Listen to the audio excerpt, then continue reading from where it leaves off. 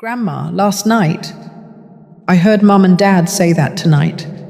You won't have anything left. They said you'll be thrown out. That's what my granddaughter whispered to me before bed. I couldn't move. I gave them everything. My time, my money, my love. But what happens when a mother becomes just a burden to be erased? The wind had that crisp bite to it, the kind that told me summer had truly left. I sat on the bench outside Terminal C, watching planes take off one last time. Not because I had a flight to catch, but because after 35 years working as the head cashier at Dallas Love Field, I had finally clocked out for good. They gave me a little sheet cake in the break room, some lukewarm coffee, and a photo of me smiling in front of the gift shop with a caption that read, "Thank you, Miss Cranston, for everything." I held the frame close to my chest as I walked out. No one told me how heavy the silence would feel after retirement. I didn't own much, a small apartment near Oak Cliff, tidy but worn.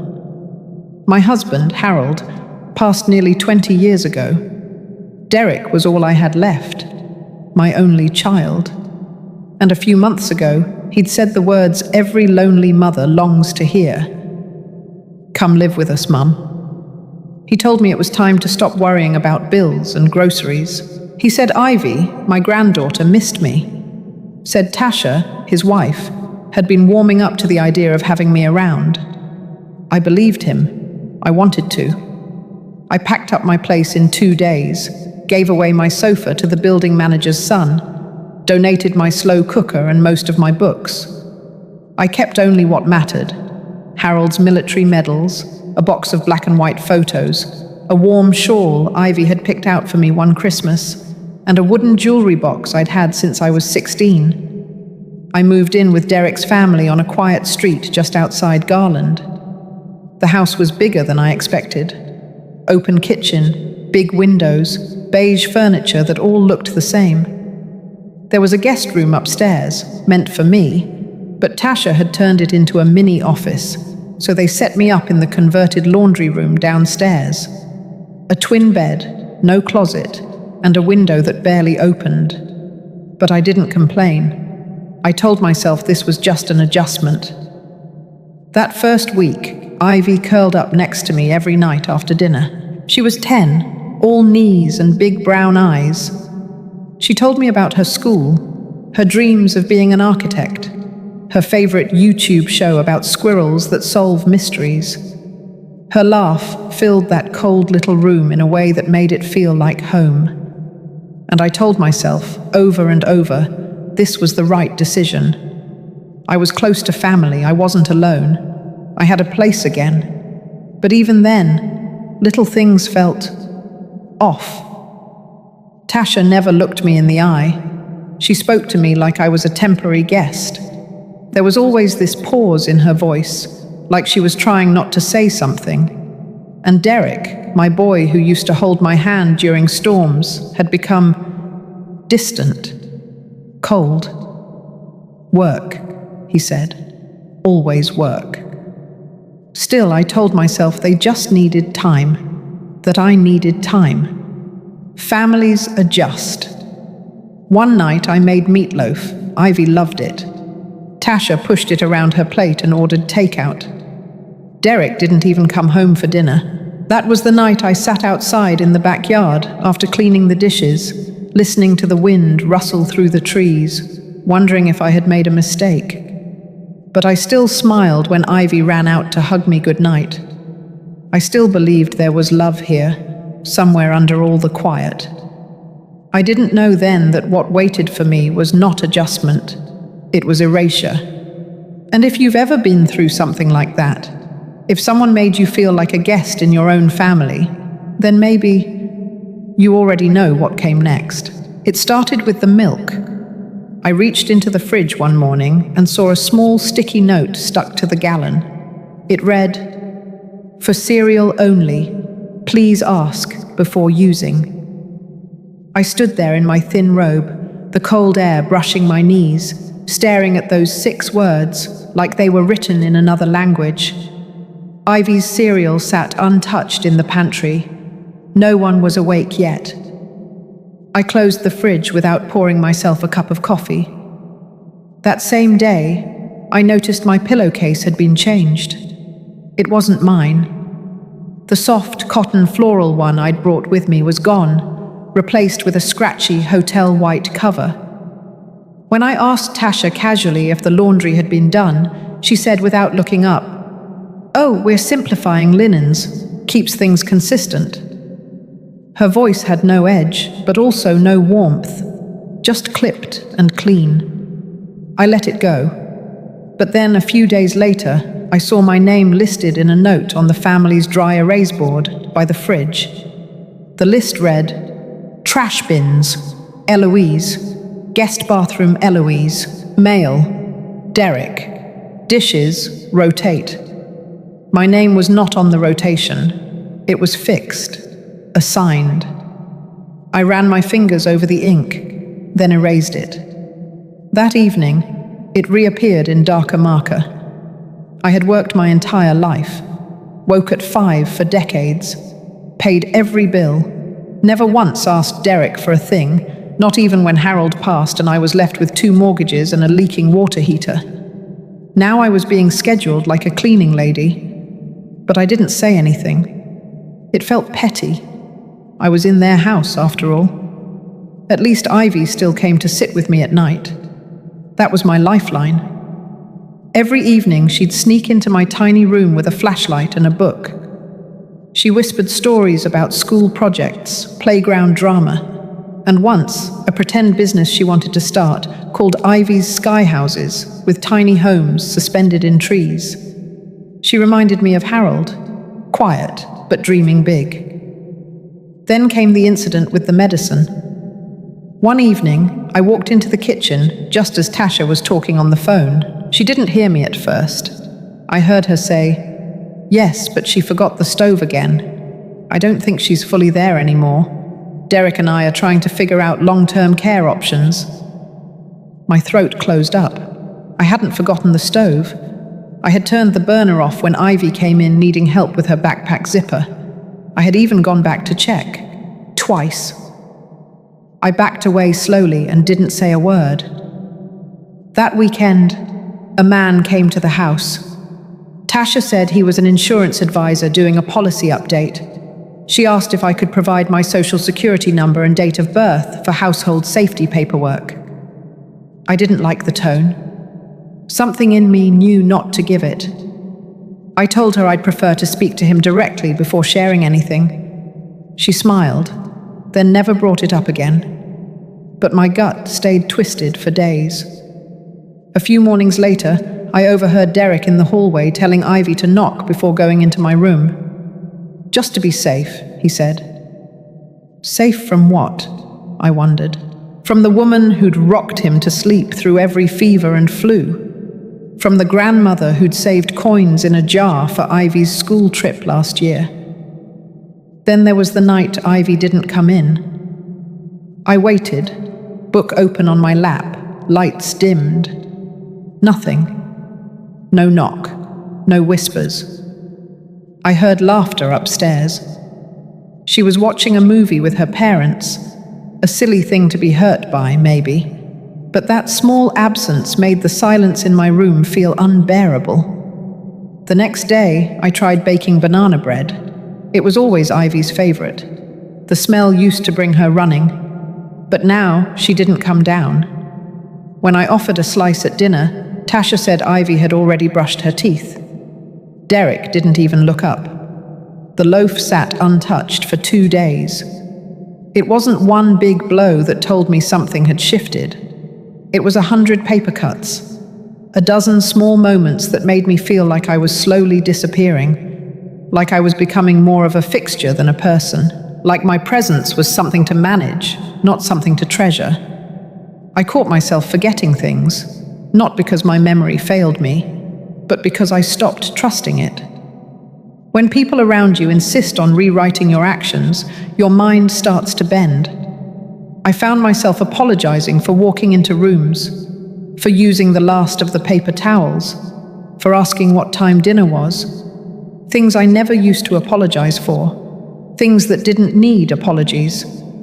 And still, I told myself to wait. Maybe it would get better. Maybe they were just busy, tired, stressed. Maybe if I stayed quiet, blended into the background, the warmth would return. But deep down, I had already started to know. They weren't busy. They were pulling away, and I was letting them, letting myself vanish a little more each day. The night air had turned cold. I pulled the blanket up to my chin and stared at the ceiling in silence. The old ceiling fan above me spun slow, rhythmically clicking like a metronome. I counted the turns just to keep my mind from going places it shouldn't. There was something uneasy in the air lately. I couldn't explain it. It wasn't one thing. It was everything. The hallway light flicked on under the crack of the door. Then came a knock. Soft. 2 taps. Before I could sit up, the door creaked open, and Ivy slipped in, wearing her fuzzy socks and an oversized sweater. She carried a small flashlight cupped in both hands like a candle. She climbed up on the bed beside me and leaned in close. Her voice was barely above a whisper. Ba ơi, con nghe ba mẹ nói, tối mai ba sẽ không còn gì cả. Bị đuổi ra đường đó, ba. The flashlight trembled slightly in her hand. I blinked. I wasn't sure I heard her right. I opened my mouth, but nothing came out. Her eyes were wide, searching my face for something. Reassurance, maybe. But I couldn't give it.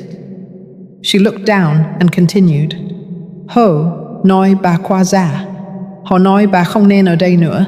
Rồi ba nói về việc thay đổi khóa cửa. I felt my lungs tighten. The room suddenly felt much smaller. My hands were cold even under the covers. I reached for her hand, and she clung to me like a child hiding from thunder. We sat there a long moment without speaking.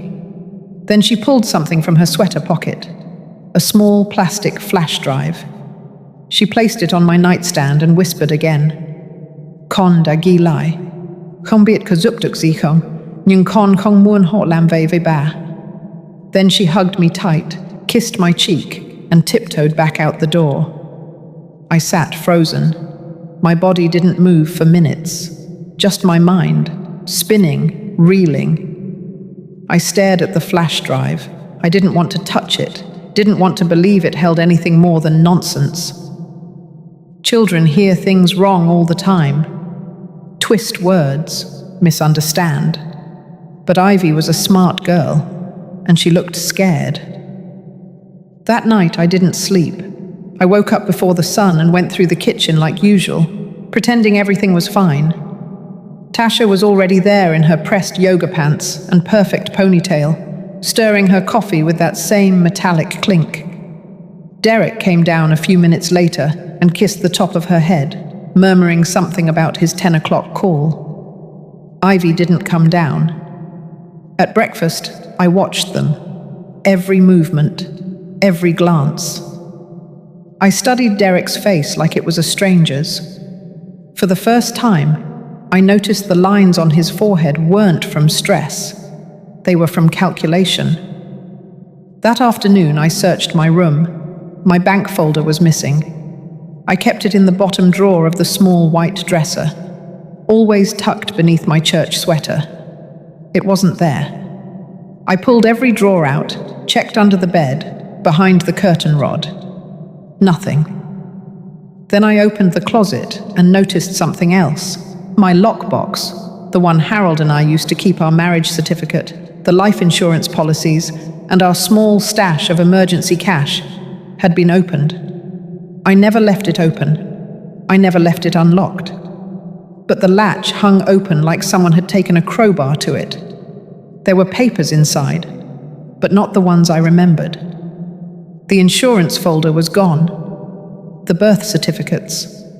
The final letter Harold wrote before he passed, folded inside a Bible. All gone. In their place was a new stack of forms, some with my name typed across the top, others with signatures that looked like mine but weren't. The loops were too neat, the slant too perfect. A forged signature is easy to spot when it's your own. I sat on the edge of the bed, holding one of the documents in my lap. It was a form transferring financial power of attorney to Derek. My knees went weak. My throat burned. My hand shook as I held the page, rereading each line like it would change. Ivy was right. They weren't planning to push me away next year. They were doing it now. I took the flash drive and went to the small public library 5 blocks away. I used one of the public computers near the window.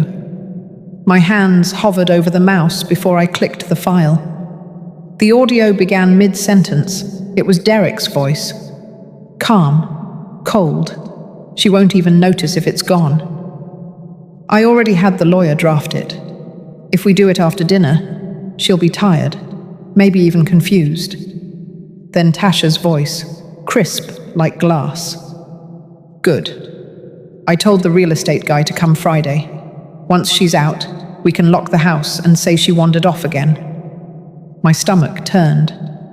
Another voice came on, garbled, then Derek again. We tell Ivy it's temporary. We send her to camp or something. She doesn't need to see this part. I stopped the playback. My hand was gripping the mouse so hard I had to shake it loose. I walked home slowly, though my heart raced. The sun was going down, and the porch lights were flicking on across the neighborhood. I paused at the edge of the driveway. From the street, the house looked so normal. Curtains drawn, flowers still blooming in their beds. But everything behind those walls had changed. That night, I didn't wait to be told. I packed a small bag quietly, just enough clothes for a few days. I took the flash drive, a notepad, and one photograph of Ivy from last Christmas. I left the rest. Then I sat at the foot of the bed until morning, waiting for the next move. Because now, I knew. And there would be no more pretending. I woke up early that morning, just before 6. Something in my chest felt tight, as if my body already knew what was coming before my mind caught up. I moved slowly, letting my feet find the floor. The air felt still, too still. I reached for the doorknob and turned it gently. It didn't budge. I tried again, this time with more pressure. Locked. I stood there, hand on the knob, heart pounding steady and hard. I hadn't locked the door. I never did. I reached for the light switch, but the power wasn't working either. No hallway light, no glow under the door, just silence. I looked around the room. My purse was missing. The side table drawer where I kept my ID, health card, and small emergency cash envelope had been emptied. I opened the closet. My coat was gone. I reached under the bed for my rolling suitcase, the one I always kept packed with essentials just in case. It was sitting there, but when I opened it, my clothes were folded too neatly, like someone had repacked them for me. On top of everything was a folded piece of paper. One word: goodbye. I sat down on the edge of the bed. My hands were cold. My face felt tight. My mind kept cycling between disbelief and a kind of numb surrender. I didn't cry. Not then. An hour passed, maybe more, before I heard the front door shut. I waited. Then I tried the door again. This time, it opened. I stepped into the hallway and found silence. The house was empty. Ivy's bedroom door stood wide open, her backpack gone. The kitchen light was off. No coffee, no cereal boxes on the counter like usual. Only a printed itinerary taped to the fridge. Family weekend getaway. 3 days, no pets, no guests. They left. I walked to the front door. That's when I saw it. My suitcase, now zipped, sitting outside on the porch next to a grocery bag of what looked like toiletries and a Ziploc bag with my prescriptions. A scarf of mine had been tossed on top. as if added at the last minute. The door clicked shut behind me. When I reached for the handle, it didn't turn. The locks had been changed. There was no note, no explanation, no one in sight. I sat down on the front step and stared out at the street. It was quiet, just like every other Saturday morning. A few cars passed. A man walking his dog waved politely, unaware that the woman on the porch had just been evicted from her own life. I stood slowly and picked up my things. There wasn't much weight to them, which somehow made everything feel heavier. I started walking. I walked for over 3 miles. No coat, no wallet, just the clothes I slept in, a small bag of travel-sized soap and toothpaste, and a locked suitcase filled with clothes someone else had packed for me. The wind picked up.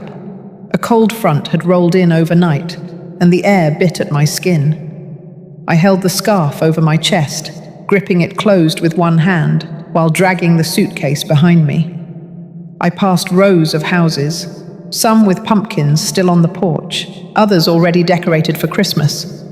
I couldn't look anyone in the eye.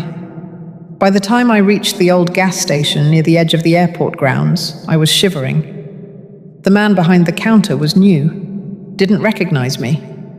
I asked if I could sit for a bit inside the warm area near the back where they used to let employees take breaks. He didn't argue, just nodded, barely glancing my way. I sank into the plastic chair near the vending machines and placed the suitcase by my feet. My fingers trembled as I unzipped it to double-check its contents. Nothing had changed. Still no ID. Still no money. But then I noticed something I hadn't seen before.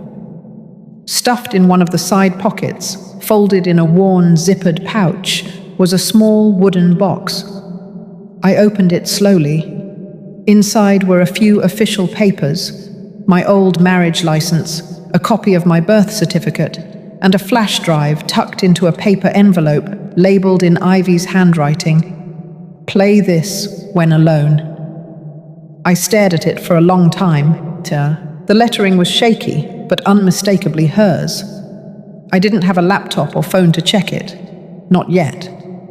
But I knew whatever it was, Ivy had risked something to get it to me.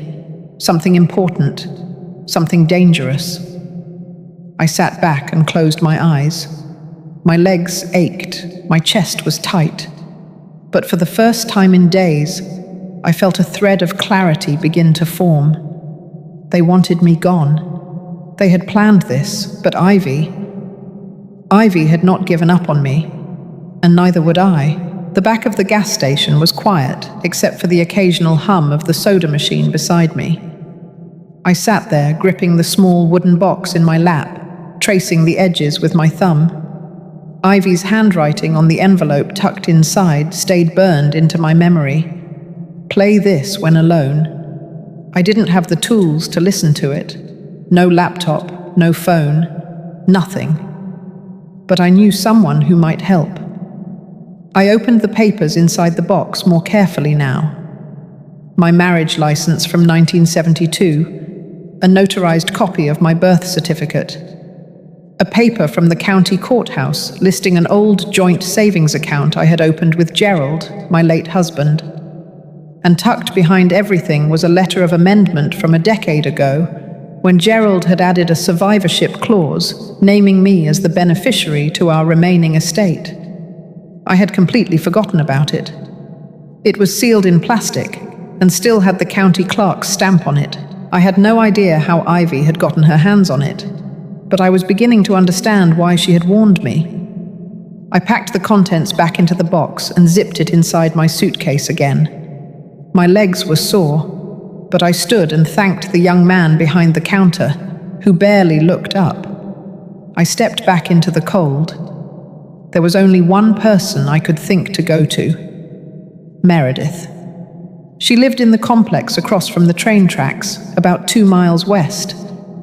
We had worked together for 15 years before she retired early due to back surgery.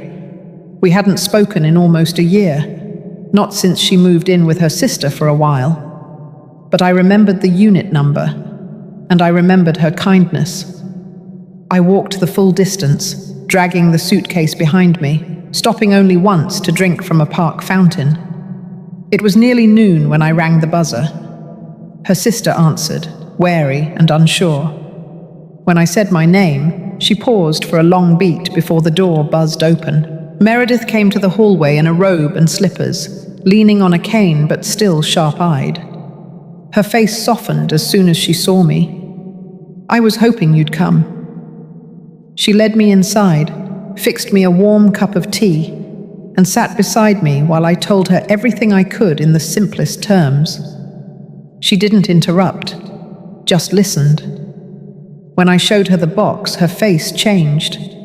She asked if I trusted her enough to call someone she knew, someone who might help. I said yes, without hesitation. That evening, Sheila Green walked into Meredith's apartment. Sheila was a woman in her early 50s, with quiet eyes and a leather bag full of files. She introduced herself as a legal advocate for elder women who had experienced housing exploitation. I didn't even know that was a thing, but apparently it happened more often than people realized.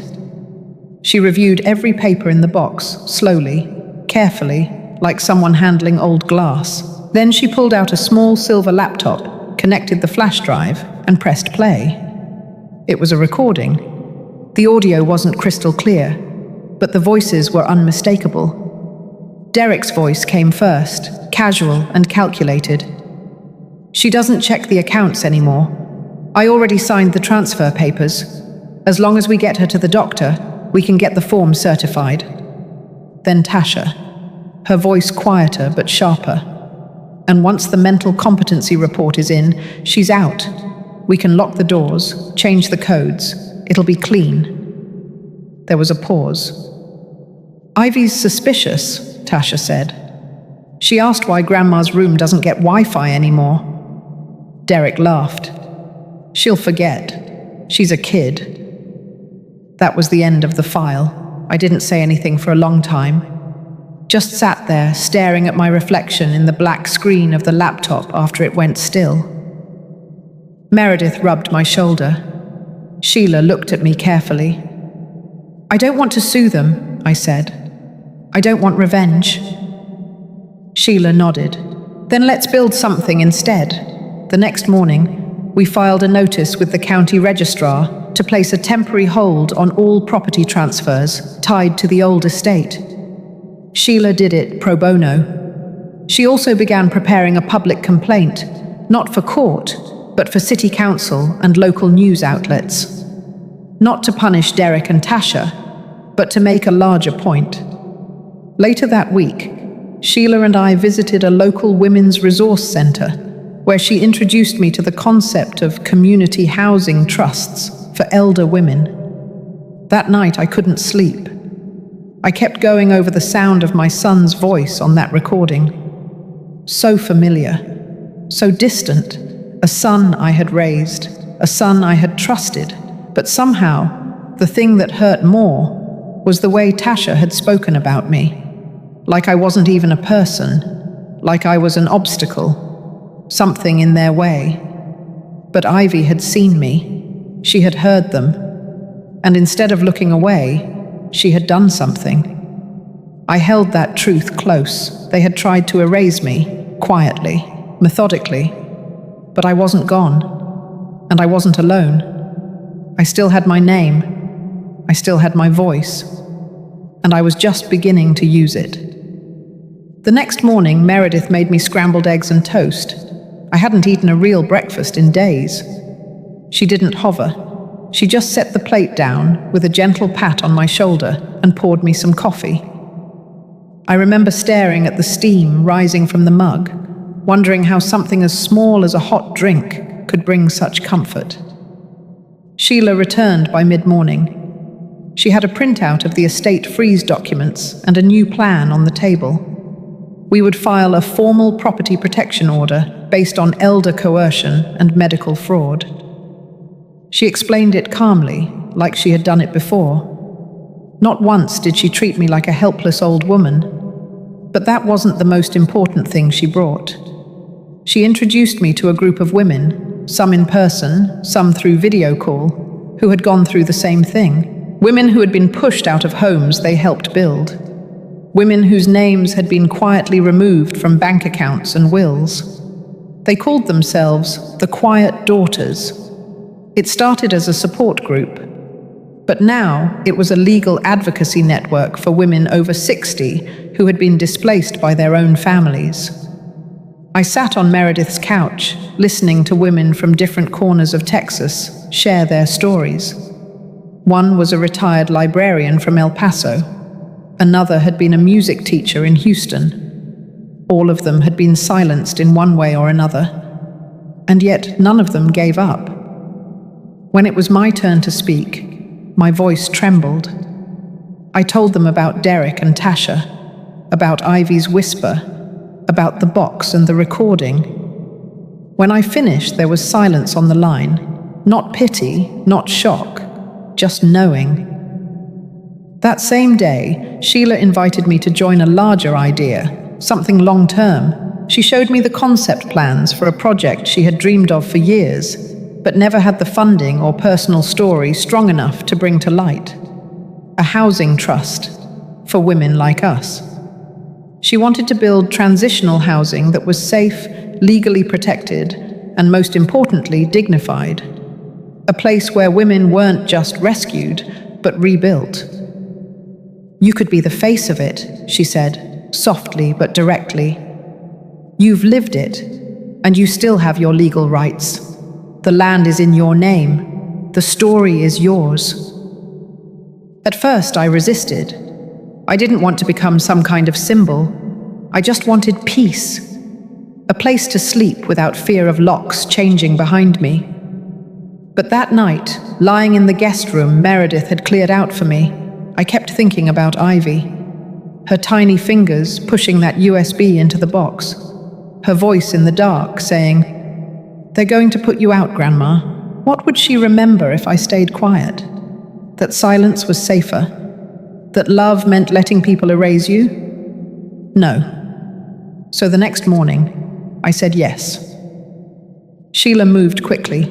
We started drafting a formal trust. She called it the Cranston House for Independent Women, named after me, though I didn't feel like I deserved it. Not yet. I donated the value of the land Gerald and I had once purchased back when we were first married. I had forgotten we even owned it. Turns out, Derek didn't know about it either. It had remained in my name all along, untouched and undeveloped. It would be enough to break ground. Meanwhile, Sheila arranged for the media team from the councilwoman's office to come record an interview. Not a smear piece, just the truth. A retired public servant, legally displaced, speaking for the first time. When they placed the microphone on my blouse, my hands shook. But I didn't cry. I spoke slowly, as clearly as I could. I told them how it started with small things, dismissive words, missing documents, medication jokes. Then one day, I woke up and my home wasn't mine. I didn't say Derek's name. I didn't blame Tasha.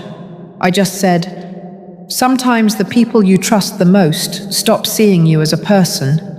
That's when you have to decide if you still see yourself." The interview aired that Sunday. It wasn't sensational, but it spread. Women from 4 other states reached out to Sheila's office by Monday. One of them, a woman named Lorraine from Tulsa, wrote me a letter. She said, "I thought I was crazy, but now I think I'm just invisible to the people I love. Thank you for showing me I'm still real." I folded that letter and kept it in my pocket for weeks. By the end of the month, the paperwork for the housing trust was approved by the county. Meredith and I celebrated with peach pie in her kitchen. I still didn't know what would happen with Derek, or with Ivy, but I knew what was next for me. I was going to speak. I was going to stand. And this time, no one was going to push me aside. While Derek and Tasha prepared for Ivy's birthday party, like everything was normal, I was living out of a small room at Meredith's house, planning something they could never see coming. There was no yelling, no threats, just quiet movements, controlled breath, and a deep, low ache I had turned into something sharp. Sheila spent her mornings at the county records office, securing every detail for the Cranston House Trust. At night, she and I met in Meredith's kitchen, going over forms and legal filings with a fine-tooth comb. Meredith took care of the rest, meals, laundry, making space for me to breathe. She didn't ask for anything in return. I wasn't just living in her house, I was held in it. Safe. But Ivy. I couldn't stop thinking about Ivy. I didn't know what she was being told, whether she was being made to forget me, or if Tasha had filled her ears with poison. That fear would wake me up in the middle of the night, chest tight. Then one afternoon, Meredith found me outside with a pile of papers in my lap. "Are you ready to fight them yet?" she said. I nodded. That was the day we set everything in motion. We decided the party would be the perfect place. It wasn't about revenge. It wasn't even about Derek and Tasha. It was about the people watching from the sidelines, the ones who had heard whispers but stayed silent. It was time for the truth to stop being private. I still had the USB Ivy had given me. I had kept it in a velvet pouch with my old airport badge and Gerald's watch. Sheila had it cleaned, restored, and the file backed up on a secure drive. The recording wasn't long, but it was enough. Their voices clear as day. We'll say she's unstable. No judge is going to believe a 70-something woman with memory problems. Once we get her in the facility, we move fast. I already talked to my cousin in real estate. We'll flip the house before the month's out. She doesn't need that money. She's had her turn. I listened to it once, then never again. We bought a small Bluetooth speaker, one of those flat ones that fit in a purse. Meredith tested it twice with Sheila to make sure it would connect instantly. The plan was to walk in through the back during the party, not to cause a scene, just to interrupt one. The day of Ivy's party came. I wore a pale blue blouse and soft grey pants, my hair pinned back, clean but simple, not dressed to show off, dressed to be myself. Meredith parked 3 houses down. We walked the rest of the way with the speaker tucked under a sweater in her tote. We waited until the music inside shifted from classic jazz to something poppy and loud. It was Ivy's favorite playlist. I recognized every song. The sliding glass door in the back wasn't locked. Of course it wasn't. Tasha never expected anything to happen that wasn't in her control. We stepped into the kitchen just as Tasha was filming a live video. Derek was near the drinks table, laughing with 2 other couples. Ivy was nowhere in sight. Meredith gave me a nod. I turned on the speaker. At first, the sound was faint. Then came the unmistakable line. "She's not stable. Once she's out, we take the house." The music stopped. The room didn't go silent. It went frozen. Tasha's hand dropped. The phone clattered to the floor. Derek turned toward the sound like someone had pulled a wire in his back. I stepped forward. I didn't raise my voice. "I just came to say thank you for showing me so clearly where I don't belong." No one said a word. I turned to leave, but not before locking eyes with Ivy. She had been watching from the hallway, her small face pale, her hands clutching the railing. She didn't cry. She didn't run to me. She just nodded, slow and sure, like she understood everything all at once. Meredith and I walked out the way we came. That night, Sheila called to say the clip had already been shared over 100 times. The story was spreading, and not just on social media. Local news stations were requesting interviews. Legal aid offices were reaching out. I didn't care about any of that. I went to bed thinking of Ivy, wondering if she'd still remember the sound of my voice, wondering if someday she'd forgive herself for not saying anything in that moment. She didn't need to. I had already forgiven her. The seed was planted, the silence was broken, and I had only just begun. I stepped through the back entrance of the event hall with Meredith steady at my side. The noise from the front, laughter, clinking glasses, and cheerful music, was muffled here. I could feel my pulse in my fingertips. Sheila had timed everything. Ivy was already inside, pretending nothing was wrong, and Meredith had the speaker in her purse, fully charged and connected to the Bluetooth system Ivy secretly gave us access to. I had rehearsed in my head how I'd feel seeing them again. I had thought I would shake, but I didn't. I felt steady, clear, like I had finally remembered who I was. From the hallway, I could hear Tasha's voice ring out above the music. She was giving one of her polished little speeches, the kind she loved to give when she thought everyone adored her. I could picture her fake smile, her hand on Ivy's shoulder, her eyes scanning the room for likes and shares. She said something about family, about love, about legacy. Meredith gave me a look and I nodded. She pressed play. The moment the audio started, it was like time caught its breath. At first, a few people looked around, confused. Then came Derek's voice, clear, cold, calculated. "We get her declared mentally unfit. She'll lose all claim to the house.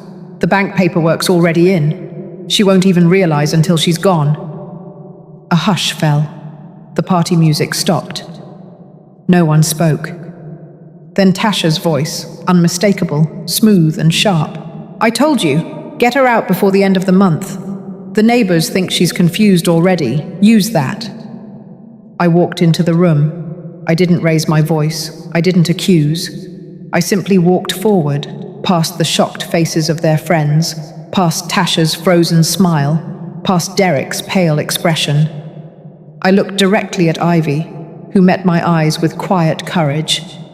Then I turned to the guests and said calmly, "Thank you all for coming. It's good you heard it for yourselves. I won't stay long." People started whispering, stepping back from Derek and Tasha as if they were radioactive. Someone shut off the Bluetooth. Too late. Everyone had heard. Tasha tried to speak. Her voice cracked. "That recording is fake." But her face said otherwise. Derek stood there, mouth open, eyes wide. He looked like a boy who'd just been caught with matches in his hand and a house on fire behind him. I didn't look at him. I walked over to Ivy and gently brushed a strand of hair behind her ear. She looked up at me and whispered, so only I could hear, "You did it." I didn't cry. I had done enough crying. I had lived too long in the corners of people's comfort, too quiet, too forgiving. This wasn't revenge. This was truth, and it had finally found air. Sheila arrived minutes later, holding the press packet we had prepared. The local news had been tipped off by Meredith. They weren't there yet, but they would be. And when they came, there would be no dodging, no lying, no rewriting the story. I turned toward the exit, Meredith waiting for me there like an anchor. As I walked, people moved aside. A few women nodded at me with a look I understood deeply. Recognition. One older man, whom I vaguely remembered from Derek's childhood baseball games, whispered as I passed, "You've got more grace in your pinky than they have in their whole house." I stepped outside. The air felt lighter, cooler, not from the weather, from relief. Ivy joined me a few seconds later, wrapping her arm through mine. We didn't speak right away. We didn't need to. The silence between us wasn't empty. It was full. Back in the car, as Meredith drove us home, I finally let out a long breath. It wasn't over. The paperwork was still in motion. The public statement would be made in the morning. But the hardest part, the fear, the silence, the pretending, was behind me now. I had walked into that party not as the woman they tried to erase, but as someone who remembered her own worth. And that changes everything. By the time we pulled into Meredith's driveway, I could already feel the ground beneath me had shifted. I hadn't just exposed a betrayal. I had declared without screaming that I would no longer be disposable. That night, I didn't lie awake like I had so many others. I slept. Not peacefully, not yet, but without fear. For the first time in a long time, I had chosen myself. And I knew I would again. By the following Monday, the story had spread far beyond our neighborhood. What started as a small act of defiance inside a backyard birthday party had made its way to the local paper. From there, the story caught fire online. But I hadn't come to embarrass them. I had come to reclaim something I didn't even know I had lost until that night: my dignity. That morning, I walked into the city municipal office wearing my old navy coat, the one I used to wear to work during winter shifts at the airport. Sheila waited for me by the marble steps. She handed me a clipboard and whispered, calm and steady, that all the documents were ready. All I had to do was sign. I stood before the press in a modest room at City Hall. Reporters, mostly from local outlets, sat with recorders on their laps. Ivy, bless her heart, sat in the front row beside Meredith. I met Ivy's gaze. Her eyes were steady, proud. I read my statement aloud, slowly and clearly. I announced the creation of the Cranston House for Independent Women, an initiative to convert the suburban home that once confined me into a transitional shelter for older women displaced by family abandonment or coercion. It would be fully funded through the equity of the house and supplemental retirement savings I had transferred through Sheila's help. Then came the twist no one expected, not even Ivy. I revealed that years ago, when my husband died, he had left behind an overlooked clause in his will, an old condition set by his mother before he inherited the house. If the home was ever used to exclude a legal dependent or surviving spouse, ownership would revert to the municipal trust until further ruling. Sheila had dug it up. It meant that when Derek locked me out, when they declared I was no longer mentally sound, they didn't just cut me off emotionally, they violated a legal stipulation neither of them understood. A reporter asked about pressing charges. I said I wouldn't. I wasn't interested in revenge. I was interested in prevention. This wasn't about one mother. This was about hundreds like me. Women who had been erased quietly, made to feel like they were fading away. Later that day, Ivy knocked on the door of the temporary office space I had borrowed for the initiative. She asked if she could help. I gave her a stack of flyers and a list of neighborhood organizations we planned to visit. She didn't hesitate. She slipped her backpack on and said, "Let's start now." That evening, Sheila called. She told me Derek had made contact. He tried to challenge the property transfer, but had already signed off on the refinance documents without reading the conditions I had added weeks prior. His name was nowhere on the new deed. He had given it all away in his rush to make me disappear. And Tasha? She vanished from social media. Their influencer project dissolved within days. Their real estate ambitions fell apart. I heard whispers of a bank investigation, tax misfilings, unclaimed income, suspicious transfers. But I didn't dig. I didn't need to.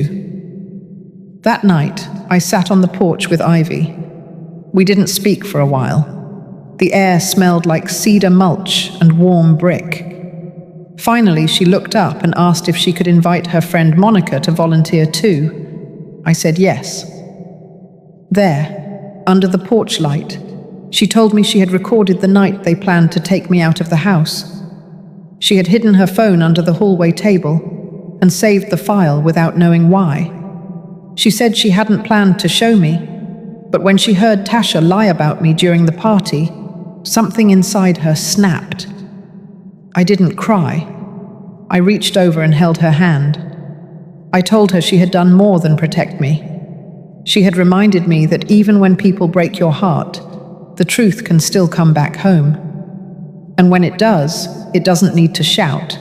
It just needs to stand.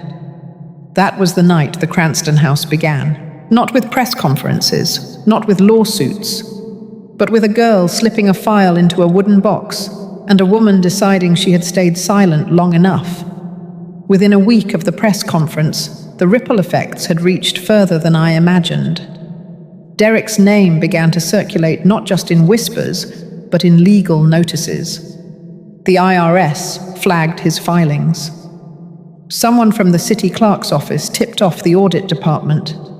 In the haste to transfer accounts and shuffle assets, Derek had exposed himself. There was a time I would have felt bad. I might have tried to explain it away, told myself he was just stressed or misled or too proud to ask for help. But not now. That version of me didn't exist anymore. He had made his decisions. So had I. Sheila told me the audit would take months, but the preliminary findings were already serious. Several property tax filings were doctored.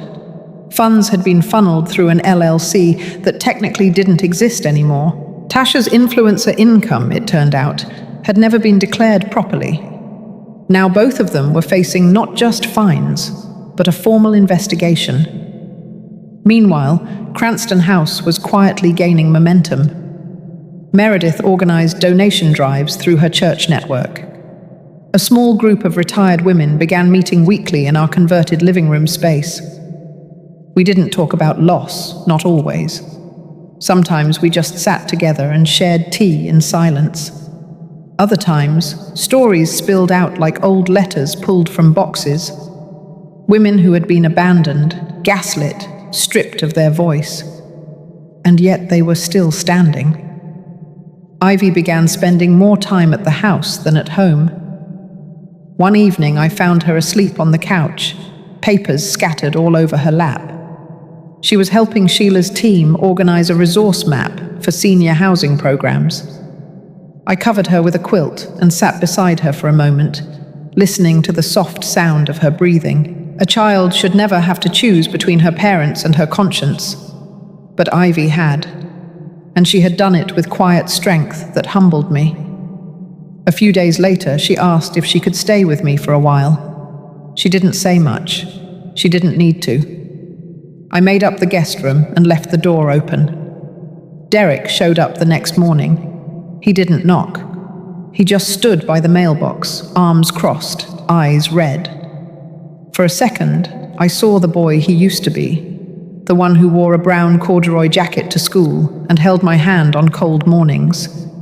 But the man standing there wasn't that boy anymore. He asked if Ivy was there. I told him she was safe. That was all. He said Tasha had moved out, that she blamed him for everything. He looked like a man who had just realized he was the last one left in a house full of echoes. He started to say something else, then stopped. I didn't fill the silence, I just waited.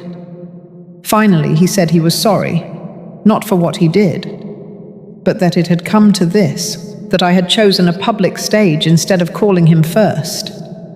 I didn't say anything back, not because I was angry, but because there was nothing left to explain. Some bridges aren't burned in fire, some just quietly rot until they collapse. He walked away without asking to come inside. That night, Ivy helped me prepare dinner for the women's group. She made her grandmother's chicken soup recipe from memory. I didn't know until then that she had memorized it. I watched her move around the kitchen, sleeves rolled up, voice calm. She looked like she belonged there. During dinner, one of the women, Linda, shared how her daughter had tricked her into signing over her retirement condo. Another nodded, then another. The stories were all different, yet achingly familiar. Loss that doesn't scream, only sits heavily on the chest. But tonight, there was laughter too. There was comfort. And for the first time in a long while, there was no pretending. As we cleared the dishes, Ivy asked if she could invite a few of her classmates from school to visit next weekend. She wanted them to hear these stories, not to pity, but to understand. I said yes. Later, after everyone had left, Ivy sat beside me on the back steps. She leaned her head on my shoulder. She told me she didn't miss the old house. She missed me. I placed my hand over hers. She didn't have to say anything else. In that moment, I understood something I hadn't allowed myself to believe until now. I hadn't lost everything. I had lost what never truly saw me, and gained the one person who did. The following week arrived with a stillness I hadn't felt in a long time. For once, my mornings were not stirred by anxiety or uncertainty. Instead, there was a steady rhythm to the day. Ivy had settled into the guest room with a sense of quiet belonging. She had begun tutoring some of the younger girls from Cranston House in the evenings, helping them with math and college applications.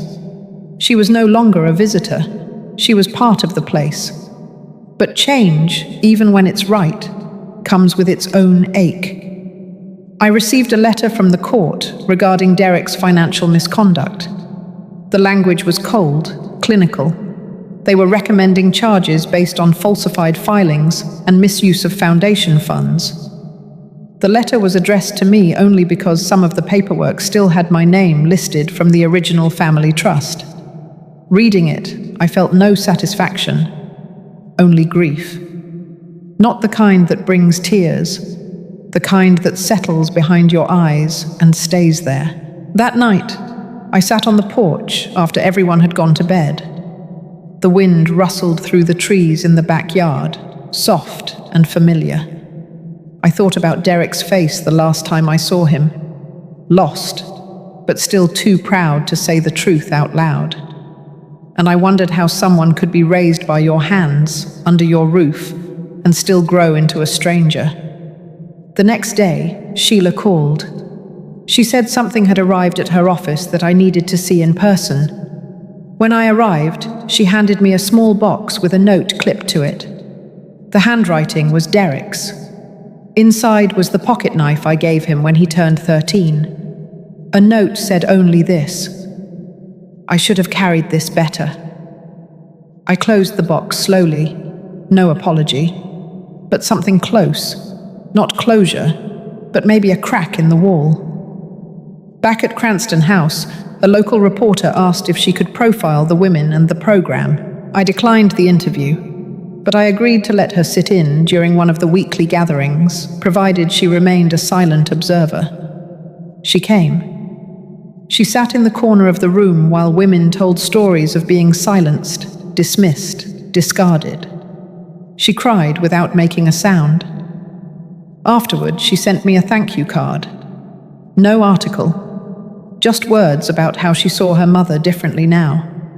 Sometimes, the quietest moments make the loudest changes. One evening, Ivy came into the kitchen with a small notebook. She said she had been writing down things the women said that stuck with her. Quotes, phrases, even small poems. She asked if she could create a booklet and print them for everyone. She wanted to call it Quiet Fires. I told her it was perfect. We printed the first run using donations from one of the women's church groups. Ivy bound each one by hand with simple thread and a cardstock cover. They weren't flashy, but they were honest. The first time we handed them out, there was a hush in the room. Women flipped through the pages, some laughing at the familiar phrases, others tearing up when they saw their own words printed back at them. That night, I sat with Ivy in the dining room as she worked on the second edition. I watched her fingers move with care. She had grown up so much in just a few months. She had made space in her life for pain, and somehow, in that space, she had built something new. I told her I was proud of her. She looked up for a moment, then kept working. No words needed. Later, I found a note tucked inside one of the booklets she'd left on my bed. It said, "Thank you for being a safe place, for letting me grow without guilt." My hands trembled slightly as I held it, not from sadness, but from the overwhelming truth of it all. Sometimes love isn't loud. Sometimes it is the choice to stay, to listen, to remain soft even when the world tries to make you hard. In the quiet of that night, I realized something. I hadn't just created a home for women. I had created one for myself, too. And for the first time in decades, I no longer felt like a guest in my own life. The final court letter came on a rainy Thursday. I had been folding sheets in the laundry room when Sheila called and asked if she could come by. She showed up soaked, holding a manila envelope like it held something sacred. She didn't say much, just placed it on the kitchen table, stepped back, and waited. I dried my hands and opened it. The ruling was final. The legal title to the property was restored to my name, and the foundation we had built under Derek's filings was fully transferred into the new non-profit we'd created. All family members with previous authority were removed. I was officially, legally, and wholly free. No fireworks, no applause. Just the rain tapping gently on the windows and the sound of Ivy laughing faintly upstairs. I sat down and placed both hands flat on the table. My name. After all these years, mine again. I didn't cry, not in that moment.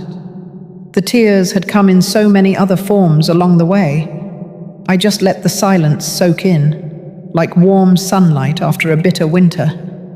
Later that afternoon, I gathered the women in the main hall. We had a small ceremony, not formal, not public. Just a circle of those who had been walking this road beside me. I told them what had happened, that the house, the garden, the rooms they had filled with healing and stories were now safe, that no one could sign it away again. One of the newer women, Maria, who barely spoke the first month she arrived, raised her hand. She said she never believed a place like this could exist, that someone like me, a woman her mother's age, could be both soft and unshakable. And that now, maybe, she could believe the same for herself. We didn't clap, we just nodded. Some cried, some just breathed a little easier. A few nights later, Ivy and I lit a fire in the backyard pit. Not for warmth, but for closure. She brought out a stack of old paperwork, copies of the documents Derek had forged, the first trust deed that listed me as co-owner, but never as decision-maker. A photo of the original foundation board, with me cropped out on the edge. We burned them slowly, one page at a time, not out of anger, just to release them. The ashes danced upward into the dark sky. Afterward, Ivy handed me a new sign she had made. It read, "Cranston House, a home by choice, not by force." I ran my fingers over the lettering, simple wood, nothing grand, but truer than any name it ever had before. She asked if I wanted to say something when we put it up. I told her no. Some truths don't need to be spoken twice. We nailed it in place the next morning. Just us. Just quiet. Just right. Since then, life hasn't been perfect. The wounds don't vanish just because the paperwork says you're whole again. But I have a space where I can breathe, where my name is mine, where my voice echoes back from the walls like it was always meant to be heard. And every so often, when I walk by that sign or hear laughter from the garden, I remember who I became in the ruins. Not a victim, not even a survivor. Just a woman, finally standing in her own name. And that, after all this time, is enough. If you've ever had to rebuild yourself from a place of silence, I hope this story reminds you that it's never too late to reclaim your voice. Some of us aren't given closure. We have to make it ourselves. If something in this story spoke to your heart, I'd love to know how it found you. Your voice, your journey, matters more than you think.